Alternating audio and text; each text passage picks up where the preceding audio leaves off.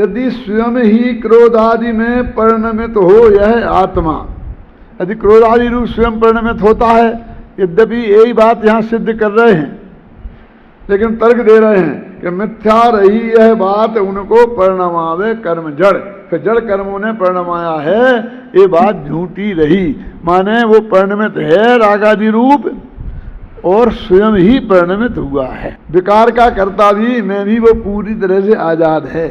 गुरुदेव के प्रवचन में बहुत आती है ये बात, कर्म ने ये कराया, कर्म ने ये कराया, ये बात नहीं आई कहते हैं। और अंत में निर्णय क्या देते हैं मालूम? क्रोधोपयोगी क्रोध है, मानोपयोगी मान है, और मायोपयोगी माया है, और लोभोपयोगी लोभ है। क्या कह रहे?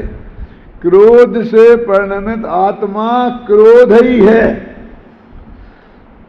क्रोधी नहीं, क्रोध है। क्रोध से अभिन्न नहीं, क्रोध से का स्वामी नहीं, क्रोध का कर्ता नहीं, क्रोध का भोक्ता नहीं, ये तो है ही सब। इनमें भी भिन्नता की भिन्न भिन्नाहट नजर आती है, क्योंकि कर्ता कर्म की बात कही ना तो व्यवहार खड़ा हो जाएगा कि जीव है कर्ता और क्रोध है कर्म, तो भेद से कथन हुआ ना तो व्यवहार में खड़ा हो जाएगा।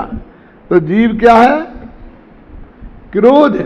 बोलो, ये तो कई जगह है कि जीव ही सम्यक दर्शन है, सम्यक दर्शन से परिणमित जीव सम्यक दर्शन है, सम्यक ज्ञान से परिणमित जीव सम्यक ज्ञान है। सम्यक ज्ञान ही नहीं दादा, सम्यक चारित्र से परिणमित जीव सम्यक चारित्र है। ये अभेद हुआ। अब ये कहते क्रोध आदि परिणाम से। जब मैं सम्यक शिखर में ये बात आई थी कि जब मैं ये समझा रहा था तो एक बहुत बड़े विद्वान ने कहा ये तो प्रवचन सार की बात है। इसलिए मैं आप सब लोगों का ध्यान दिलाना चाहता हूं, अभी भी कुछ लोग कहते होंगे कि इस समय सार की बात है कि नहीं। देखो, क्रोधोपयोगी जो मैंने कब क्या कहा था शांति जी कि वो गाथाएं हैं ना 7, 8, 9, 10, 11 प्रवचन सार की, उसमें लिखा है शुद्धोपयोग जुत्तो शुद्धा, शुभोपयोग जुत्तो शुभा, अशुभोपयोग जुत्तो अशुभा। ये भगवान आत्मा शुद्धोपयोग से युक्त हो तो शुभ है, शुद्ध है, और अशुभोपयोग से युक्त हो तो अशुभ है, और शुभोपयोग से युक्त हो तो शुभ है। ऐसा तो ये प्रवचन सार की बात है। लेकिन ये समय सार में भी वही बात कही ना, ये कहा था कितनी? क्रोधोपयोगी क्रोध है,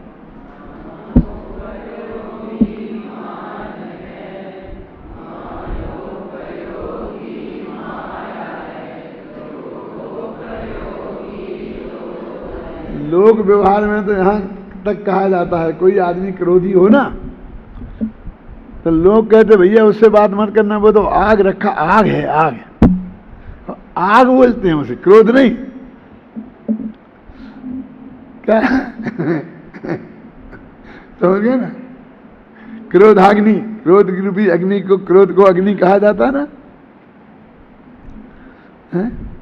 साम्य रूपम जलम नो चेत क्रोधाग्नि केन साम्यति। सत्यचूड़ामणि में लिखा है कि यदि समता रूपी जल नहीं होता तो क्रोध रूपी अग्नि को कौन शांत करता? क्या? साम्य रूपम जलम नो चेत क्रोधाग्नि केन साम्यति। यदि समता रूपी जल नहीं होता तो क्रोधाग्नि को कैसे हम शांत करते? अब इन 10 गाथाओं में ये सिद्ध कर रहे हैं, यानी अंतिम जो गाथाएं निष्कर्ष की हैं, ये पुद्गल का परिणमन पुद्गल है। आप समझ आए ना? ये पुस्तक क्या है? बोलो बोलो, क्या है ये पुस्तक? क्या है? पुद्गल के पुद्गल की पर्याय, क्यों स्कंद तो पर्याय होती है, लेकिन इसे कौन बोलता है कि पुद्गल की पर्याय है? बोलो कैलाश जी, पुद्गल बोलते ना। इसका मतलब द्रव्य और पर्याय को अभेद मान के बात कर रहे हैं ना, और विकारी पर्याय से अभेद कर रहे पाटनी जी। ऐसे बहुत कथन शास्त्र में हैं और अपन तो बोलते ही हैं। पुद्गल की पर्याय को पुद्गल कहते हैं। इसको वहां यहां जब पुद्गल कहा तो हमारी दृष्टि में हमने पुस्तक को पूछा है, परमाणु को नहीं पूछा है ना। इसे हम पुद्गल कहते हैं ना। ऐसे ही कहते क्रोध पर्याय से तन्मय, ये तन्मय का ये है। तन्मय माने उस रूप, मैंने कहा बहुत गड़बड़ होती है। तन्मय माने उपयोग की एकाग्रता भी होता है, तो हर जगह उसे हम उपयोग की एकाग्रता में समझ लेते हैं। और उस रूप कि मैं उस रूप नहीं हूं, मैं इससे तन्मय हूं, मैं उस रूप नहीं हूं, ये तो श्रद्धा की बात है, ये लब्धि ज्ञान में रहेगा, उससे उसका काम हो जाता है। मतलब कहने की जरूरत पड़ती है तब कहते हैं। ऐसे ही फिर एक बार कहता हूं कि द्रव्यलिंग अकेले नग्न दशा का नाम नहीं है। जो छठवें गुणस्थान के योग स्वभाव हैं वो भी द्रव्यलिंग में ही जाते हैं, और जो शुद्ध परिणति है और शुद्धोपयोग है वो भावलिंग में जाता है। ये भेद करो परिणति और उपयोग का। शुभ भाव ये जाएगा द्रव्यलिंग में, और शुद्ध परिणति ये जाएगी भावलिंग में और छठवें गुणस्थान में। दोनों एक साथ हैं। उपयोग में शुभ परिणाम है क्या, और परिणति में शुद्धता है, तीन कसाय के अभाव रूप, कह रहे हैं ना। तो उस तीन कसाय के अभाव रूप शुद्धता है वो भावलिंग में जाएगी, और जो शुभराग है वो द्रव्यलिंग में जाएगा। ख्याल में ना, अकेली नग्नता नहीं, 28 मूल गुणों का निर्दोष पालन, और अत्याचार सहित हो चाहे रहित हो, सहित भी चलेगा।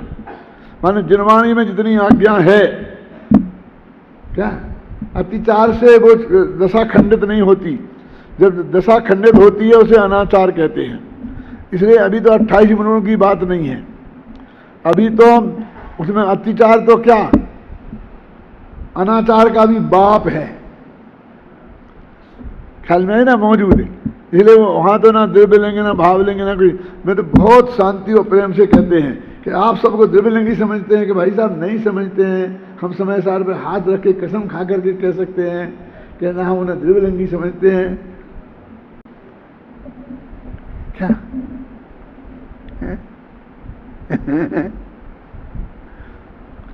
क्योंकि टोडामल जी ने हमें आज्ञा दी है कि द्रव्यलिंगी के लिए उन्हें निषेध नहीं किया, क्योंकि वो व्यवहार है और नमस्कार करना भी व्यवहार है, ऐसा लिखा है क्लियर शब्दों में। हाँ, तो अपन ने गाथाओं का अर्थ समझा ना। अब मुद्दे की बात यह है, इसका अपन को अर्थ पढ़ने की जरूरत नहीं है, क्योंकि अपन ने अच्छी तरह से पढ़ लिया है। आत्मख्याति में थोड़ा पढ़ता है, और इसमें 2-3 बातें ऐसी महत्वपूर्ण हैं जो पिछली 5 गाथाओं में आई ना, जो पुद्गल वाली, उसमें नहीं है, वो अपन को समझना बहुत जरूरी है। लेकिन टीका तो एक दफा पढ़ लेते हैं। यदि जीव कर्म में स्वयं न बंधता हुआ क्रोध आदि भावों में स्वयं भी परिणमित न होता हो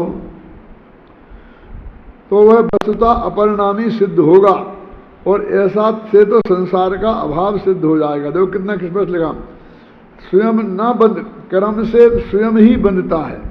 यदि जीव कर्म में स्वयं न बनता हुआ क्रोधादि भावों से स्वयं भी परिणमित ना हो।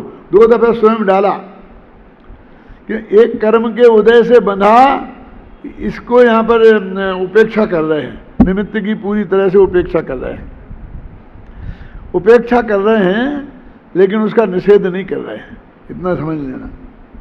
क्योंकि अपने यहाँ न्याय की परिभाषा क्या है, अनिराकृत प्रतिपक्षा, जिसने प्रतिपक्षी का निषेध नहीं किया है, सिर्फ उसे गौण किया है, ये बात है ना। तो जीव अपरिणामी सिद्ध होगा, और अपरिणामी सिद्ध होगा तो एक दोष तो ये आएगा कि संसार नहीं बनेगा फिर, क्योंकि संसार तो पर्याय है ना, और जीव में तो पर्याय है ही नहीं। कैसा वो अपना एक नए ऐसा है ना, परम शुद्ध निश्चय नए, कि जिससे पर्याय नहीं है उसमें, तो उससे संसार भी नहीं है भाई साहब। ये खुद लिखा है जैसे नाचार्य की वो 320 गाथा की टीका में, कि बंध और मोक्ष होते नहीं हैं, सिर्फ जाने जाते हैं, ऐसा लिखा है गुरुदेव की भाषा में। जनाए छे क्या भगवान आत्मा न संसार को करता है न मोक्ष को करता है, उसके ज्ञान में तो दोनों जानने में आते हैं, जनाए छे। देखो यहाँ भी ये करने का तो निषेध किया, लेकिन मोक्ष और बंध दोनों को परध है ना, उनको जानने का निषेध नहीं किया। कितनी स्पष्ट बात है बालचंद जी साहब। मैं कम से कम रोजाना आता है तत्व में से, मैं उसमें से अपनी तरफ से थोपता नहीं हूं, जो उसमें होता है उसी को निकालता हूं। आप लोग सब देखो बारीकी से कि जो मैं कह रहा हूं वो उसमें है कि नहीं है। देखो ऐसा होने से संसार का अभाव हो जाएगा। इससे बचने के लिए कोई ये कहेगा संसार का अभाव नहीं होगा। यदि यह तर्क उपस्थित किया जाए कि पुद्गल कर्म जीव को नहीं, इस तर्क से का विचार करने पर यह प्रश्न उपस्थित होता है कि क्रोधादि रूप पुद्गल कर्म स्वयं अपरिणमते हुए जीव को क्रोधादि रूप परिणमाता है या स्वयं परिणमते हुए को। यदि वो तुम कहते हो कि पुद्गल कर देगा तो तुम बताओ हमें कि वो परिणामी है क्या अपरिणामी आत्मा? कौन से आत्मा को कराएगा वो? अपरिणामी को। तो अपरिणामी तो दृष्टि का विषय वाला है, तो उसमें तो राग द्वेष होता ही नहीं, तो वो तो परिणामी आत्मा को ही कराएगा ना। तो जो परिणामी है वो खुद ही परिणामी है, उसको तुम क्या परिणाम? जो चलते हुए को तुम क्या चलाओगे? स्वयं अपरिणमित पदार्थ को दूसरे के द्वारा परिणमित कराना शक्य नहीं है, क्योंकि वस्तु में जो शक्ति स्वतः ना हो उसे अन्य कोई नहीं कर सकता, तथा स्वयं परिणमित होने वाले पदार्थ को अन्य परिणमन कराने वाले की अपेक्षा नहीं रहती, क्योंकि वस्तु की शक्तियां पर की अपेक्षा नहीं रखती। ये बिल्कुल हूबहू भाषा पिछली गाथाओं में भी आ गई है। इस प्रकार दोनों ही पक्षों से यह बात सिद्ध नहीं होती कि क्रोधादि रूप पुद्गल कर्म जीव को क्रोधादि भाव रूप परिणमित कराता है। अतः यही ठीक है कि जीव परिणमन स्वभाव वाला स्वयं ही हो। ऐसी स्थिति में जिस प्रकार गरुड़ के ध्यान रूप परिणमित मंत्र साधक स्वयं गरुड़ है, उसी प्रकार अज्ञान स्वभाव से युक्त क्रोधादि रूप जिसका उपयोग परिणमित हुआ, ऐसा जीव स्वयं ही क्रोधादि है। देखो ये अंतिम गाथा है ना, क्रोधादि से क्रोध है, मान उपयुक्त मान है, लिखा था ना, उसका अर्थ है क्या कह रहे हैं? देखो क्रोधादि रूप जिसका उपयोग परिणमित हुआ है, ऐसा जीव स्वयं ही क्रोध है। आदि में मान है, माया है, ऐसा लेना। जीव स्वयं क्रोध है, क्रोधी नहीं क्रोध है, लिखा ना। अभी ये उदाहरण वहां नहीं आया था गरुड़ की भांति। क्यों नहीं आया था? वहां आ जाना चाहिए था ना, आ नहीं सकता था ना, कि पुद्गल ध्यान नहीं करता है। वो तो पुद्गल की बात थी ना, पुद्गल किसी का ध्यान नहीं करता है ना। ये वो भैंसा जैसा ही उदाहरण है। कौन सा भैंसा? अपना भैंसा। भैंसा गाड़ी वालों का भैंसा नहीं है। अपना भैंसा कौन सा है? संसार का इतने लंबे सींग वाला, जिसके दोनों सींग लोक के अंत में जाकर अटक गए हैं, और यदि हिलाऊंगा तो गर्दन टूट जाएगी। वो भैंसा, वो कहता है, ऐसे उसे लगने लगता है कि मैं भैंसा हूं। ऐसे ही कहते हैं एक ऐसा गरुड़। देखो ऐसी स्थिति में गरुड़ के ध्यान रूप परिणमित मंत्र साधक स्वयं गरुड़ है। उसी प्रकार अज्ञान स्वभाव से क्रोधादि जिसका उपयोग परिणमित हुआ वह जीव स्वयं क्रोधादि है। वो गरुड़ क्या आप जानते हैं? गरुड़ नाम का एक पक्षी होता है, तो वो सांप को जहर को उतारने की उसमें ताकत होती है। इसलिए सांप को जहर उतारने में उसे गारुड़ी मंत्र कहा जाता है। गारुड़ी मंत्र है ना।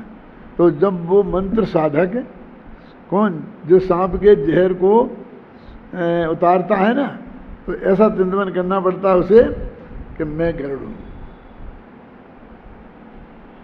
और फिर वो गरुड़ अपने में अभेद ध्यान के द्वारा वो उसे ऐसा ही लगने लगता है कि मैं गरुड़ हूं, और फिर वो जो भी क्रिया करता है तो सांप का ध्यान उतर जाता है, उसको ना लगे तो गरुड़ आ गया, तो गरुड़ को देख के तो सांप के ढीले पड़ जाते हैं, नस नस ढीले पड़ जाते हैं। तो गरुड़ का ध्यान करने वाला गरुड़ अपने को समझ लेता है ना, अभेद हो जाता है उस गरुड़ पर्याय से, उसे लगने लगता है कि मैं गरुड़ हूं। नहीं लगे तो वो जहर भी नहीं उतरे। देखो अब इससे दो बहुत मर्म की बातें सिद्ध हो गई। कौन कौन सी? पहली तो ये कि आदमी जिसका ध्यान करे भले ही वो सत्य रूप में वैसा ना हो तो भी उसे ऐसा ही लगना लगेगा, अनुभूति में आएगा कि मैं वही हूं। भैंसा के ध्यान से भी सिद्ध हो गई और गरुड़ के ध्यान से भी। तो गरुड़ हूं तो गरुड़ जैसे, भैंसा हूं तो भैंसा हूं, फिर तुम तकाली ध्रुव भगवान आत्मा हूं इस जनागम में से समझ के और उसके रूप अपने का ध्यान करोगे तो वो तुमको क्यों नहीं लगेगा? वो तो अंदर में वैसा है, गरुड़ तो हम है नहीं जब वहां लगने लगता है। एक तो ये बात सिद्ध हो गई। और दूसरी बात जो मैं हमेशा कहता रहा हूं, फिर कहता हूं एक बात, कि तुलसीदास जी का उदाहरण देखे कि तुलसीदास जी कहते हैं कि उन्हें आज राम ने भक्त दर्शन दिए। और वे कैसे दिए? कि बराबर धनुष बाण हाथ में लिए थे और बिल्कुल ऐसे थे जैसे कपड़े पहने थे, उन्होंने बराबर बता दिया कैसे दिए। तो मैं कहता हूं कि तुलसीदास जी सज्जन पुरुष थे, वो कभी झूठ नहीं बोलेंगे। क्या? निश्चित रूप से उन्हें भगवान ने दर्शन दिए होंगे, क्यों नहीं? उन्होंने इस ध्यान रूप से वे परिणमित हुए कि मुझे भगवान के दर्शन करना है, और भगवान का स्वरूप तो उनके ख्याल में है। वो धनुष बाण वाला भी कहते धनुष बाण ले उघार, तो उन्हें दिवा स्वप्न बोलते हैं उसे। एक तो होता रात्रि स्वप्न, जो रात्रि में अपन सोते वक्त देखते हैं, और आप दिन में भी ऐसे कल्पना करके स्वप्न देखते हैं, ऐसा कोई आदमी आ रहा है, जा रहा आ रहा, तो उनको निश्चित रूप से वो दिखाई दिए होंगे। जो आपको बोल रहे हैं वो छल नहीं है, लेकिन इसलिए वो बात सत्य है कि राम आए होंगे वैसा भी धारण करके, ये बात सत्य नहीं है, क्योंकि नहीं आने पर भी ध्यान का ही ये विशेषता है। आप समझ लें। दूसरी बात सिद्ध हुई।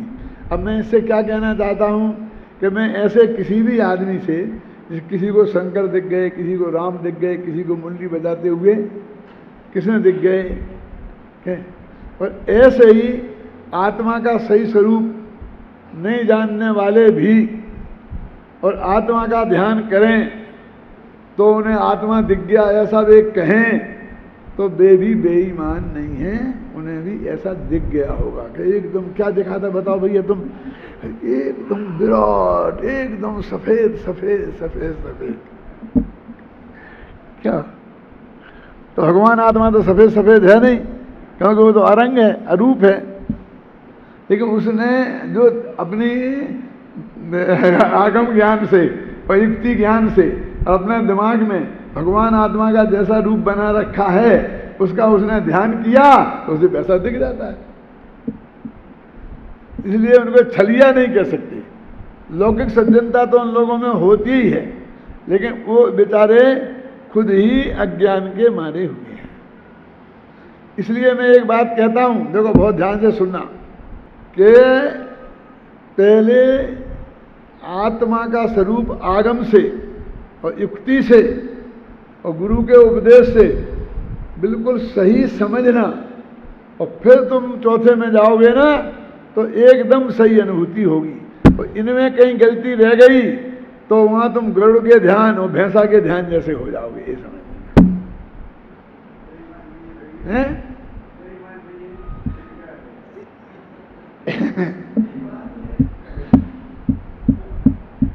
मैं तो ये कह रहा हूं कि ये निर्णय तीन में, इसलिए आचार्य ने लिखा ना, आगम के सेवन के से, युक्ति के अवलंबन से और परंपरा गुरु के उपदेश से, और फिर आत्मा के अनुभव से। वो चौथा छेद है भाई साहब। और इसके लिए मैं उदाहरण देता हूँ ना, दिए थे 8-10 दिन पहले यहाँ, कभी मैंने दिया था ना कि टोडरमल स्मारक के बारे में, जो मैंने खानीय चर्चा की भूमिका में पढ़ा था और जैसा चित्र मेरे दिमाग में बना था, जब मैं आया तो मुझे वैसा देखने को नहीं मिला। क्या? तो इसका मतलब वो निरूपण सही नहीं था। वो वैसा उसके अरीब करीब तो आता। ऐसे ही जिनागम से पढ़कर, युक्ति से सोचकर, परंपरा गुरु के उपदेश से सुनकर आत्मा आपको इतना क्लियर होना चाहिए। कितना? इतना क्लियर होना चाहिए कि जब आपको आत्मा की अनुभूति हो तो लगे कि हाँ, ये ऐसा ही मैंने आगम पढ़ के समझा था, यही देखा, बिल्कुल यही चीज थी, बस समझ लो तो होगा तुम्हारा काम। वो तो बाद में पता लगेगा। आज कौन बता रहा था कि अनुभूति दो तरह की होती है, परीक्षानुभूति और प्रत्यक्षानुभूति। चल रही थी कहाँ? नए चक्र में संजीव गोधा बता रहे थे, मैंने सुना था उसे। तो ये परोक्षानुभूति है। कैलाश जी, कौन सी है परोक्षानुभूति? कि आगम से, युक्ति से और परंपरा गुरु के उपदेश से वो आत्मा का बिल्कुल सही स्वरूप ख्याल में आ गया तो उसको हम कहेंगे परोक्षानुभूति। फिर वो ऐसा ध्यान करेगा, ऐसा उपयोग जाएगा ही, करेगा नहीं, होगा, तो उसको भगवान आत्मा वैसा ही दिखेगा। समझ में आए ना? तुलसीदास जी को एक आध दफे वो मुरली वाले दिख गए होंगे, क्योंकि उनको बीच बीच में मुरली का भी जोर चलता था ना, तो उनके दिमाग के उपयोग में वो मुरली वाला भगवान ख्याल में आया होगा, तो उन्होंने मना कर दिया, नहीं नहीं नहीं, मैं नहीं कहा, जाओ जाओ जाओ जाओ, तुम जाओ, अद्यपि तुम बहुत अच्छे लगते हो, पर तुलसी मस्तक जब नवे, जब धनुष बाण लेऊ हाथ। यदि तुम्हारा उपयोग ऐसा चला जाए और कहीं एकदम सफेद सफेद ऐसा बढ़िया ऐसा दिखे तो तुम इनकार कर देना कि नहीं नहीं नहीं नहीं नहीं, आगम में तो बिल्कुल अरूपी लिखा था, ये तो रूप दिख गया। क्या समझ में आया ना? तो इसलिए वो अमार्ग क्यों है बालचंद जी साहब? क्योंकि गलत लेन पे चढ़ गए तो दर्शन तो तुम्हें हो जाएंगे, लेकिन जैसा भगवान आत्मा है वैसे दर्शन नहीं होंगे और कोई दूसरे रूप में हो जाएंगे, और दूसरे रूप में होंगे तो उसका नाम है मिथ्या दर्शन। कि दर्शन तो हुए लेकिन वो दर्शन तुम्हारा मिथ्या हो गया, ये बात इसमें सिद्ध हो गई। ये 10 गाथाओं का जो ग्रुप था और उसके बाद आने वाले 2 कलश थे, उनमें यही बात कही गई थी कि जब पुद्गलों में और जीव में निर्विघ्न रूप से अपना कार्य करने की पूरी क्षमता है, प्रत्येक द्रव्य में एक परिणाम नाम की शक्ति है। उसका अर्थ ये होता है कि वो निरंतर नया नया परिणाम पैदा करे। जब उसमें स्वयं परिणमन करने की पूरी शक्ति है और उसमें कोई अंतराय भी नहीं है, विघ्न भी नहीं है। जब पुद्गलों का छंद था कलश, उसमें निर्विघ्न लिखा था और जीव का आया तो निरंतराय आया। ये अंतर था, ख्याल है आपको? जब पुद्गलों में निर्विघ्न शक्ति है ऐसा आया था और जीव का प्रकरण आया तो निरंतराय है। वो तो छंद के अनुरोध से थे, दोनों का एक ही अर्थ है। वहाँ अंतराय शब्द के लिए गुंजाइश नहीं थी तो उन्हें निर्विघ्न कर दी। छंद में निर्विघ्न सही बैठता था, यहाँ निरंतराय कर दी। कहने का आशय ये है कि दूसरे का उसमें कोई हस्तक्षेप नहीं है, हस्तक्षेप नहीं है और जीव को उसके सहयोग की जरूरत नहीं है। कि वो निमित्त तो हैं, कि निमित्त तो हैं, लेकिन उसके निमित्त होने से जीव को उसके सहयोग की जरूरत है ऐसा अर्थ नहीं होता है। टोडरमल जी ने लिखा है कि सहज ही निमित्त नैमित्तिक संबंध बन रहे हैं। सूरज उगता है तो कमल का फूल विकसित होता है, लेकिन सूर्य को उगने के लिए कमल के फूल विकसित हों कि नहीं हों, इसकी रंच मात्र अपेक्षा नहीं है। देखो, मैंने ऐसा नहीं बोला कि कमल को खिलने के लिए सूर्य की अपेक्षा नहीं है, क्योंकि उसे कदाचित हम वैज्ञानिक लोग या कोई लोग कहें, लेकिन कम से कम ये तो बिल्कुल 100% पक्का और नक्की है ना कि सूर्य को उगने के लिए कमल खिले कि नहीं खिले इसकी जरूरत नहीं है। मुर्गा बोले कि न बोले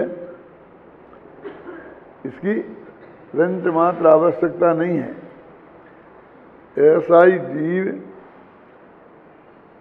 स्वयं परिणमित हो, उसको परिणमन होने के लिए किसी कर्म के उदय फुदय की कोई अपेक्षा नहीं है।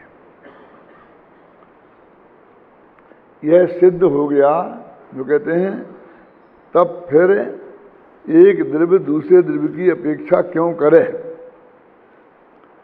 यह बात अत्यंत स्पष्ट रूप से स्पष्ट हो गई विगत 10 गाथाओं में और 2 कलशों में। वो ग्रुप था वो समाप्त हो गया। अब जो नया ग्रुप शुरू होगा उसमें जयसेनाचार्य की टीका में 3 गाथाएं ऐसी आती हैं इसके बाद 125वीं गाथा के बाद, जो आत्मख्याति टीका में नहीं है। उन गाथाओं को हम पढ़ते हैं, उनके अर्थ पर विचार करते हैं और फिर उसके बाद में उन पर जो टिप्पणी करना होगी वो टिप्पणी भी करेंगे। आपके 194 पृष्ठ समय सार अनुशीलन भाग 2 194 पृष्ठ है ना। इन गाथाओं के बाद आचार्य जयसेन की तात्पर्य वृत्ति टीका में 3 गाथाएं आती हैं जो आत्मख्याति में नहीं हैं। जो साधु संगम मुक्ता, संग माने होता है परिग्रह, तो आभ्यंतर और बाह्य दोनों प्रकार के परिग्रह से रहित ज्ञानानंद स्वभावी है। जानदि उपयोग मप्यगम शुद्धम, जो साधु सर्व परिग्रहों को छोड़कर अपने उपयोग को, अपने आत्मा को उपयोग स्वभावी है ऐसा जानता है, शुद्ध उपयोग स्वभावी है ऐसा जानता है, उस साधु को निस्संग कहते हैं।